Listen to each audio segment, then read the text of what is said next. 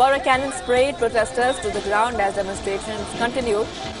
In Chile's capital, Santiago, ahead of a national strike, protests came after a plan by President Sebastián Pinera to draft a new constitution was criticized by the opposition, and even his own political ranks. Demonstrations in Chile began nearly a month ago over a subway fare hike, but have turned into a massive movement over inequality and other issues.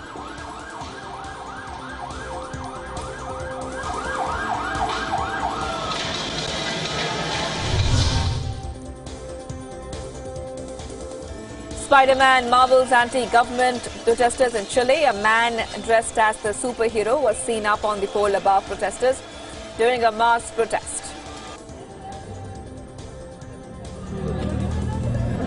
Hey.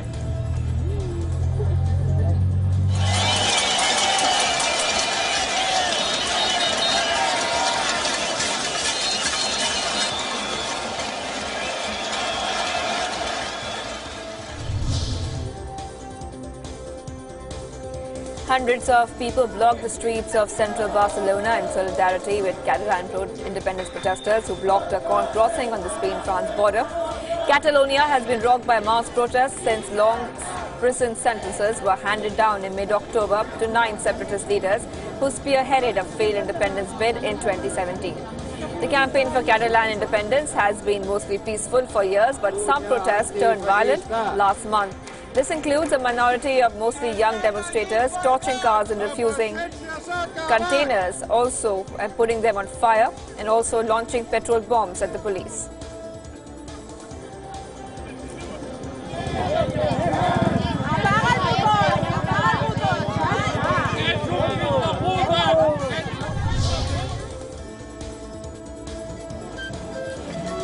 Argentines and Bolivians took to the streets of Buenos Aires, Argentina, to protest the resignation of Bolivian President Evo Morales.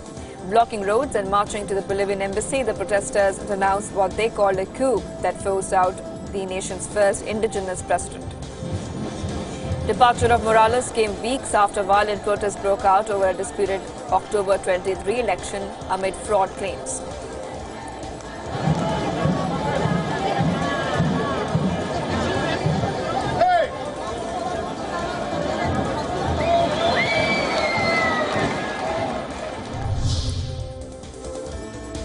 A massive protest broke out outside the Jawaharlal Nehru University in Delhi as hundreds of students blocked roads near the campus and raised slogans amid heavy police presence. The university has hiked the hostel fees by nearly 300%. In dramatic visuals, students were seen carrying banners, raising slogans and trying to cross police barricades as cops used water cannons to stop them.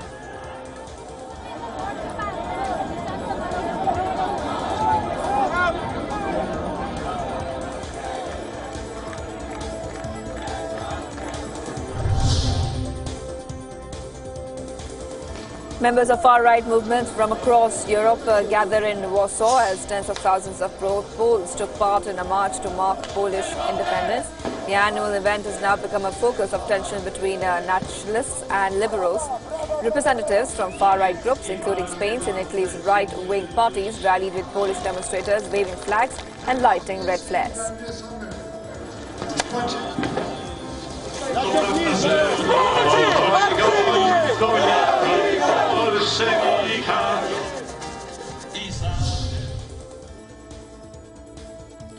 A West Virginia home exploded, causing injuries to 2 people. The home in Charlestown was destroyed in the blast as the homeowners had problems with their propane furnace on Sunday.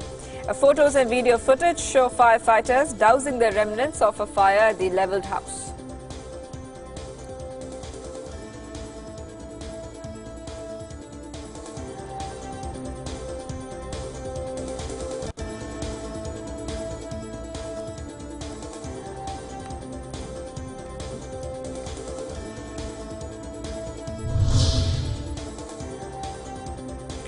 At least 2 explosions rocked the Syrian border town of Kamishli, leaving several vehicles and at least 1 building destroyed. The blast hit the city center with raging flames and billowing smoke in the streets. At least 5 people were killed and more than 35 were wounded in the 2 successive blasts.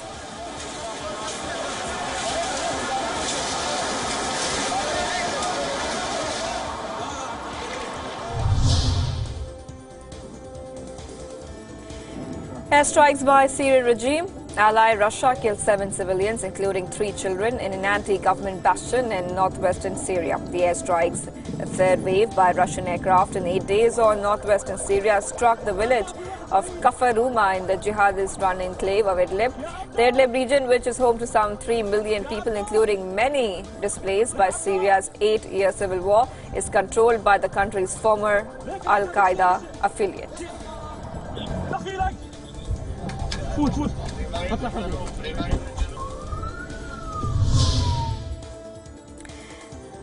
The locals cheered for a Russian military convoy as it drove past after throwing stones at Turkish tanks. Dozens of people gathered by a roadside in the northern Syrian town of Ad-Darbasiya as the convoys drove past. Locals were seen making victory signs as Russian vehicles made their way down the road.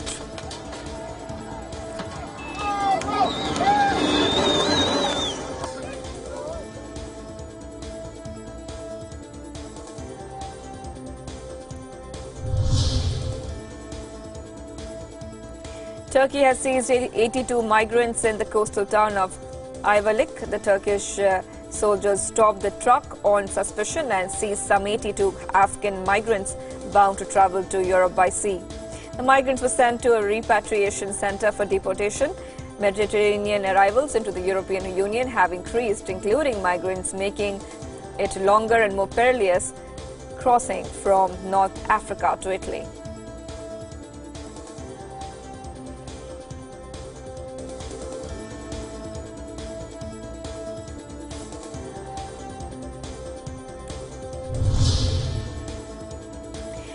Israeli forces shot down a Palestinian during confrontation with stone-throwing protesters in the occupied West Bank.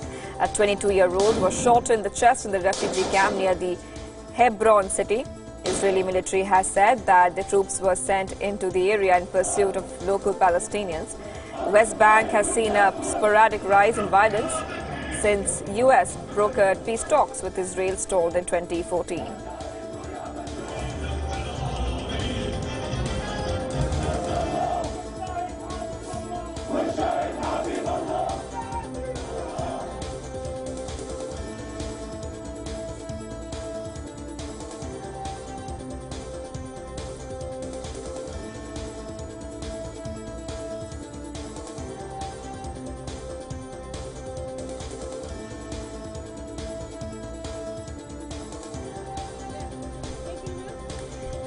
Democratic-led U.S. House of Representatives committees leading the impeachment inquiry into President Trump released a transcript by a Pentagon official's testimony. This as Trump continued to seethe over the said investigation. The release of the testimony came 2 days before the impeachment inquiry enters a crucial new phase. The first public hearing in the investigation focused on Trump's request that Ukraine investigates political rival Joe Biden and whether he withheld security aid as leverage are set for later this week.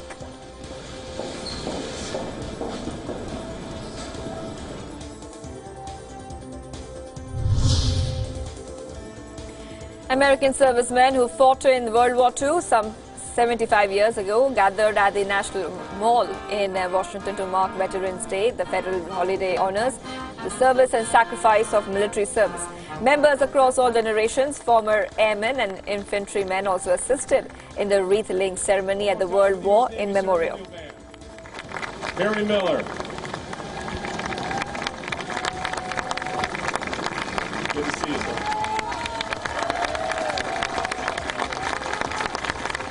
Before his plane was shot down, and he was the only survivor.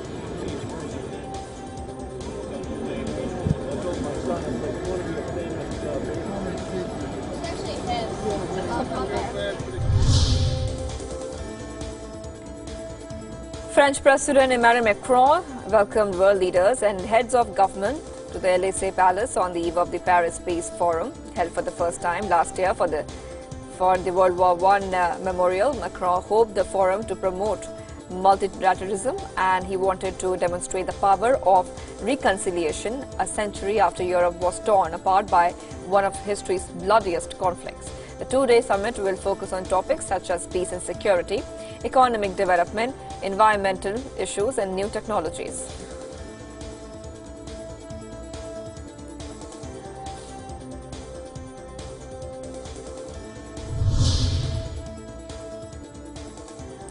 Chinese President Xi Jinping called for strengthening practical cooperation between China and Greece as the two countries are seeking to consolidate their comprehensive strategic partnership.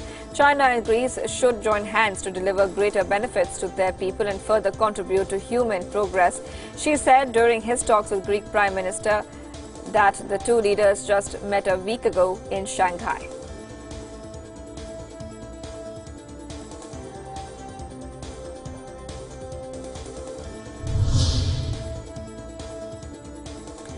SpaceX's Falcon 9 rocket has been launched successfully. The rocket is carrying 60 Starlink satellites into space. This is the fourth flight for the first stage of the Falcon 9, setting a record for reuse. The satellites are intended to help set up a network for global high-speed internet connectivity. SpaceX flew a reusable rocket booster for the fourth time, a milestone in space vehicle reusability. Stage 1 process nominal.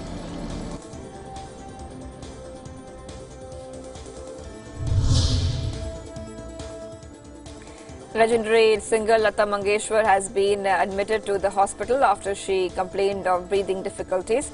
A singer who turned 90 on September 28th is in a critical condition.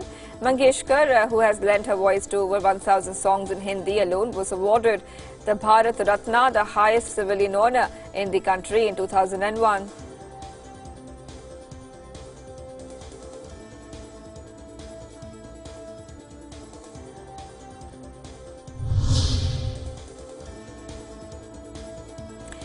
Sikh devotees gather at the three holiest shrine, in fact, which is their golden temple in India's northern Amritsar city, to participate in a colourful procession. This as the celebrations for the 550th birth anniversary of the founder of their religion, Guru Nanak Dev, has begun shortly. Prayers were offered at the golden temple before the priests and devotees took part in the Nagar Kirtan, where Sikhism's holiest scripture, the Guru Granth Sahib, decorated with flower petals, was carried in a palanquin. Guru Nanak Dev, the first Sikh Guru, was born on the full moon day in 1469, the Kartik month of the Hindu calendar. His birthday is widely celebrated as Guru Nanak Jayanti.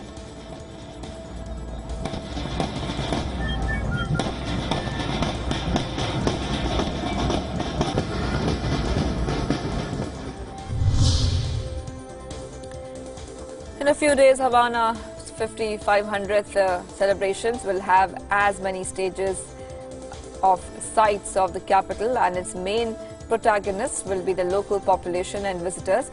Program includes a wide range of recreational, cultural and sports options thanks to the efforts that have been undertaken to return the Cuban capital to its splendor. More than 2,000 construction works have been completed this year.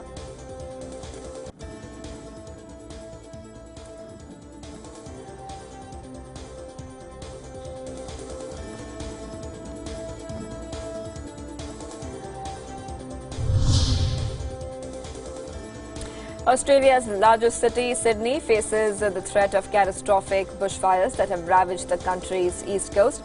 States of New South Wales and Queensland have declared a state of emergency as more than 120 bushfires burn across the states. At least 3 people are dead and thousands have been displaced by 3 days of dangerous weather conditions in New South Wales and Queensland.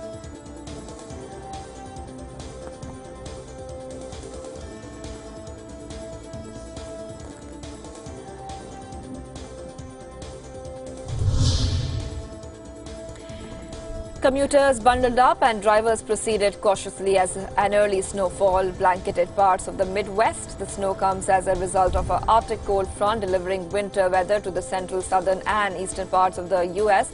The National Weather Service has predicted almost 400 weather records could be tied or set in the U.S. this week.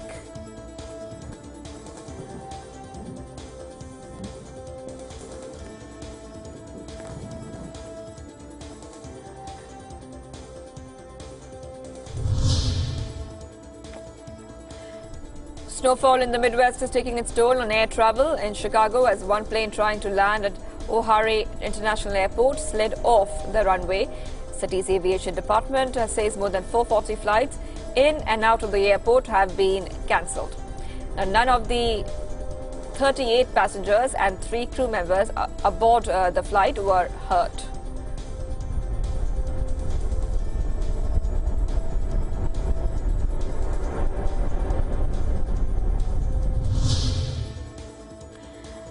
group of protesters gathered outside the WION Steel plant demanding stop to the toxic waste that the heavily polluting site spews over the southern city of Taranto in Italy. Future of Europe's largest steel plant is now uncertain. Italian Prime Minister Giuseppe Conte has vowed to save the WION Steel Works and its 8,200 jobs, but protesters want a cleaner alternative.